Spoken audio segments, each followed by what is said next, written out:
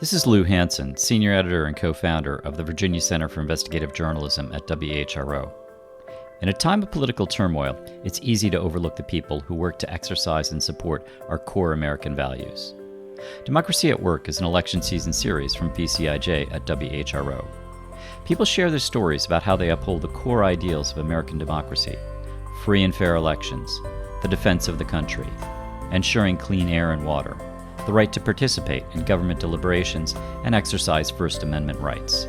This weekly series brings these compelling stories to light. Melody Barnes has spent much of her career dedicated to public service. The Richmond native earned her law degree from the University of Michigan, but instead of pursuing a career in corporate law, she chose public policy. Among her many roles, Barnes served as chief counsel to the late Senator Ted Kennedy. She was an assistant to President Obama and director of the White House Domestic Policy Council. Barnes is now the executive director of the Karsh Institute for Democracy at the University of Virginia. For this story in our Democracy at Work series, I talked to Barnes about her family history and what drew her to public service. Why don't we just start, and you can tell me about the men in your family and their military service. What do you remember your father telling you about working for the military? It's interesting when I think about that. In some ways, it just was. I mean, it was a part of who he was. My dad passed last August. So it was a part of who he was and what he did all of his life. I mean, he was enlisted in the Army before I was born, before he married my mom, but was working at what was then called Fort Lee in Petersburg, Virginia, his entire career. And in the conversations we had at home, it was the conversation that you would hear two adults having, my parents having, about their work. I remember the more intense periods, for example, during the first Gulf War, and my father was just working constantly. And I would think about what he was doing. I was much older then. I was a young adult by that point. I was thinking about the importance of what he was doing in the context of what was happening domestically and globally, and the way that he carried out that function through his work for the Department of the Army. There were also a lot of stories that he would tell about the arc of his service. He would talk about the time that he was stationed in Japan at the end of the Korean War. And so we would talk about that. Or from time to time, he would talk about a relationship with the people that he worked with, or a general that wanted or needed something because of the work he did. But it was more that it was just part of the air that I was breathing. It was part of who my father was. Were there lessons about service in that? There was definitely a clarity about the importance of service. And I would say that I drew upon that. I recognized that not only because of what my father did, but because of who he was. And it's not just my dad, it was my mother and my father. My mother was an educator, a public school educator. And so she was a teacher for many years, and then she was a curriculum specialist. And like my father, again, it was a part of who she was. I think for both of them, growing up as African Americans in Virginia and thinking about the opportunities that were available to them, my mother and I would sometimes talk about why she became a teacher, and what if she had been born 20 years later, 30 years later? And we always arrived at the conclusion that she would have done the exact same thing because of her love for education and for public education and her deep commitment to that. And for both of my parents, in addition to the work that they were doing, there was also just the way that they lived their lives. It was the way that they walked through life, and that was being of service to the community. I was born in the mid-'60s, and there were not often opportunities for pools, for example, a swimming pool, that I could go to. And my dad, with others in the community, formed an association that was integrated to build a pool that Black and white families would enjoy. And my parents were very active there. My father was the vice president of the PTA. My mother was the president of the Band Boosters Club. My father's name was Charles H. Barnes Jr., and he worked, as I said, then what was known as Fort Lee. There were more opportunities for an African-American woman of your generation than there were for your parents' generation. You had your own accomplishments, academic. You went to law school at Michigan. I imagine you have many friends from your graduating class that went into, that have their names on buildings and have private firms that are named after them. You chose a different path. What attracted you to public service? Well, when I first finished law school, I went to a big firm in New York, and I found the subject matter really intellectually interesting. And I learned a lot at the firm. I was there for almost 3 years, but I realized that it was not my passion. And I started to reflect on what it was that I cared deeply about, what it was that when I picked up the paper or picked up a book, what was I reading about? What got my blood flowing? And I returned to the issues that I cared about since I was a little girl, about government, about service, and the way in which the law could create opportunity and be of service to the public. And that led me to have conversations with people about opportunities that may arise in Washington, D.C. And I got very, very fortunate when I was having a conversation with a person who was an adjunct law professor. He went on to lead the NAACP Legal Defense Fund. His name was Ted Shaw. Mm-hmm. And he said, you should call a friend of mine. She works on the House Judiciary Subcommittee on Civil and Constitutional Rights. And a couple of months later, I was moving to Washington to serve as an assistant counsel on that subcommittee. Wow. And it was, a moment in which luck and preparation came together. Mm-hmm. And I began my career in Washington, D.C., and working in government. Yeah. And you also worked with Senator Kennedy. Describe that role, and what do you think is your signature success from that time with him? So I started working for Senator Kennedy in 1995. I started out as his general counsel, and a couple of years later became his chief counsel on the committee. And the swath of issues that one covers when one works on the Judiciary Committee includes everything from immigration to criminal justice issues to antitrust to judicial confirmations and the confirmation process to issues of reproductive health. I mean, the list goes on and on and on. They are some of the most hot button issues. Scrutinized issues right. in the country for right. decades now. Right, that the country wrestles with and has for as far back as I can remember, and I would imagine will do so for generations to come.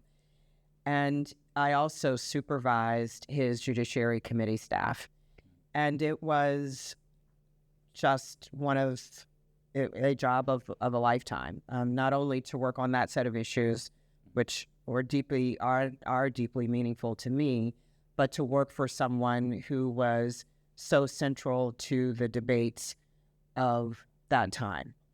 So I worked on everything from, analyzing then Microsoft's antitrust litigation and the hearings that we did on those issues to big judicial confirmation hearings. And I think as the country can see now, no matter where you sit on the ideological spectrum, those who sit on our federal courts shape the life of our country and obviously the interpretation of the Constitution. So I worked on those issues and was really proud to do that working for Senator Kennedy.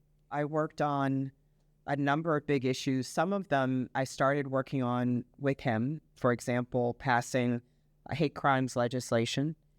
And I started working on those issues with him, and they were signed into law when I was President Obama's domestic policy advisor. Worked on issues trying to ensure that those who are gay and lesbian, at that time, the bill focused on those who were gay and lesbian, to ensure their employment rights. That's legislation that still has not been passed. So these are big generational issues and issues that go to the heart of who we are as a country, and people wrestle with them. You were in these negotiations about some of the most divisive issues in America today, and you're with the people who are making these decisions. So you're in the room with the decision makers, senators, President Obama, on these divisive issues. What was your takeaway when dealing with people who are on the other side of the issue? How were those negotiations? Did you see a change in the time there? One of the things that I experienced when I was a staff person on the Hill, and this is working, and in the White House, so working for the House of Representatives and the U.S. Senate and in the White House, but particularly when I worked in Congress, that over and over and over again, I found people who wanted to get things done. And yes, there were those who were considered to be obstructionist, but over and over and over again, people were fighting the good fight for the things that they believed in, but also had a sense of what the North Star was, which was to get things done for their constituents. And that certainly was what guided Senator Kennedy. And as strongly as he held his opinions, and as robustly as he could argue for them, he was a person who believed that there were times when you had to hold the line, but when you wanted to get something done, you had to negotiate. And he would say to me, Melody, in the United States Senate, one person can stop anything because of the rules of the Senate. So you have to build a coalition. You have to build consensus. And what I learned watching him and working with him, and the expectation was that you built relationships and you negotiated with those on the other side of the aisle. And often we had really wonderful relationships. There are people that I have called on since working with them on the Hill, and they worked for Republicans, I worked for a Democrat, who would say, sure, absolutely, I will help you with that. And I think that goes to the heart of public service, that we represent our constituents. We have, in our cases then, our bosses had strongly held opinions, and you would try to get as much as you could based on those beliefs. But you also recognize that for government to work, for our democratic institutions to work, compromise was required. It wasn't a dirty word, and it was necessary. You saw that in your career. You became a domestic policy lead under President Obama. Yes. Some of the things that you worked under Senator Kennedy were actually passed under President Obama? President Obama signed the hate crimes bill into law. I worked on that from 1997, and he signed it into law, I think, in 2009, 2010. Sometimes it takes a long time. Also, repealing Don't Ask, Don't Tell, which was the policy with regard to civil rights in the military. And so one of the things that I learned was that public service does take patience. The wheels sometimes turn very, very slowly. The system was designed to move slowly. But over that period of time, we also saw support and public sentiment shift. You were part of the transition team for President Obama. You worked with outgoing President George W. Bush. Tell me about some of those negotiations. As you said, it was in the middle of the Great Recession. It's shortly after a hard and bitterly fought election between Democrats and Republicans for the presidency. What was it like coming into the room? And what was the feeling, working with them for weeks? That moment in time so strongly spoke to me about what makes our democracy unique and important and what has sustained it for hundreds of years, which is the idea that we have elections, people cast their vote, that vote matters, and those who are in power act accordingly. And as a result, and do it with a level of respect for the rule of law. And as a result, what I encountered when I started meeting with the George W. Bush's domestic policy advisor and George W. Bush's staff was one that it had been made very, very clear, starting with the president and the chief of staff, that they were to throw open the doors, welcome us in, and work with us to make sure that that transition of power was as smooth as it possibly could be. And to me, that is one of the clearest examples of public service. It is the setting aside of what you might want personally, that they all probably voted for Senator McCain to become the next president, but Senator Obama was then president-elect. And as a result, it wasn't just, come in and that's where the office is and, there are the file cabinets. Sure. A lot of time was spent walking through with us the way that they had set things up, why they had done things a particular way, how they had organized the policy development process. And all of that was happening at the same time that members of our transition team and those that had been tapped by then President-elect Obama to hold positions in his administration were also working together on legislation, working together on policy development, because the nation was in a spiral, an economic spiral, and there were joint efforts, the linking of arms to make sure that we could stop the spiral and to stabilize our economy. That is country over party. That is respect for the rule of law. That is respect for democratic institutions and respect for the will of its citizens. Karsh Institute now is examining the threats to democracy today. A lot of times we have a feeling that there is party over country in a lot of these issues. Tell us what Karsh is doing right now. Well, if I had to summarize our work, I would say that we are promoting good governance and meaningful engagement in civic life. Sitting underneath that is a recognition that there are core elements of our democracy, the strength of our democratic culture, the robustness of our democratic institutions, the access to reliable information so that those living in the country can make wise decisions about all of the above. And there are also significant trends that are making that a challenge and that are creating opportunities.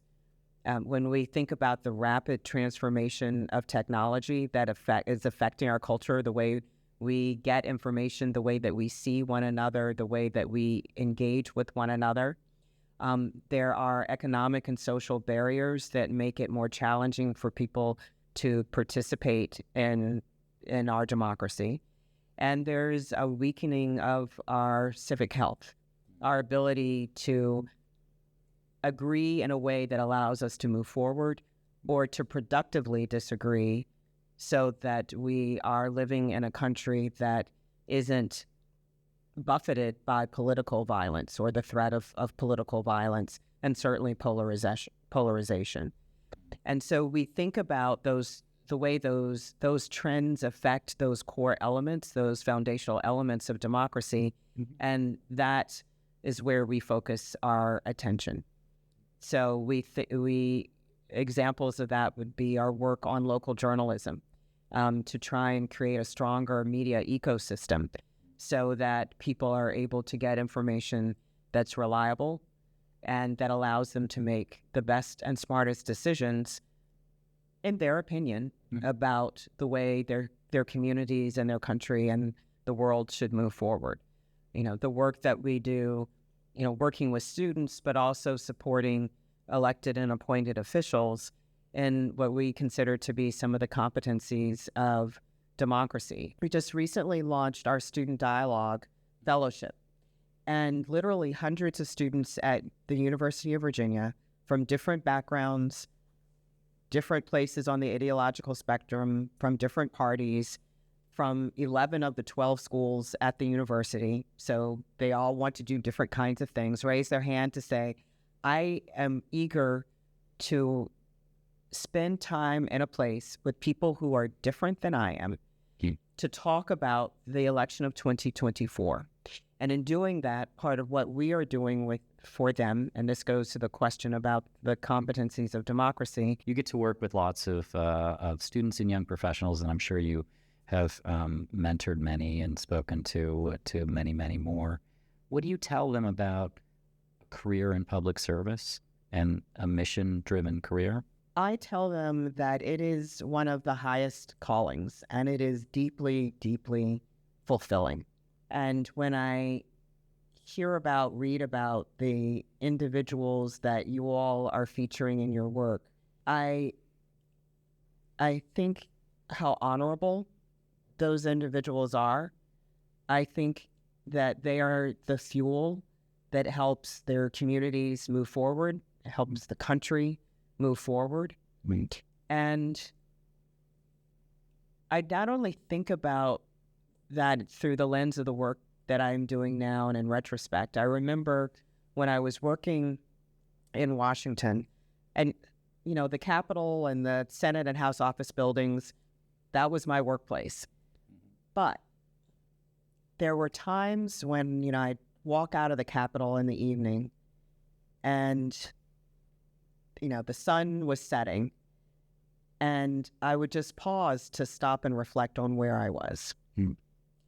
And there were days and I would walk through the Capitol and I would think about the other people over generations whose feet had touched those steps, who had made decisions and who had fought battles and engaged in debate in that place. And it never got old. So there's a real faith in democracy that you've seen in your career. Yes, there is. And I'm not naive. I'm not Pollyanna. I see, and I am deeply concerned about what I see today. But I also know that something else exists, that if we help ensure that people believe and feel that democratic institutions are responding to them, that they are heard, that they can be active participants, yes, on election day, but on the days in between, that we can certainly reinvigorate that feeling among more people. Democracy at Work is a project of the Virginia Center for Investigative Journalism at WHRO. The series has been edited and produced by Lou Hansen, Christopher Tyree, and Michelle Hankerson. The American Press Institute and Virginia Humanities provided financial support. Additional thanks to the Karsh Institute for Democracy at the University of Virginia and to the Libraries of Virginia.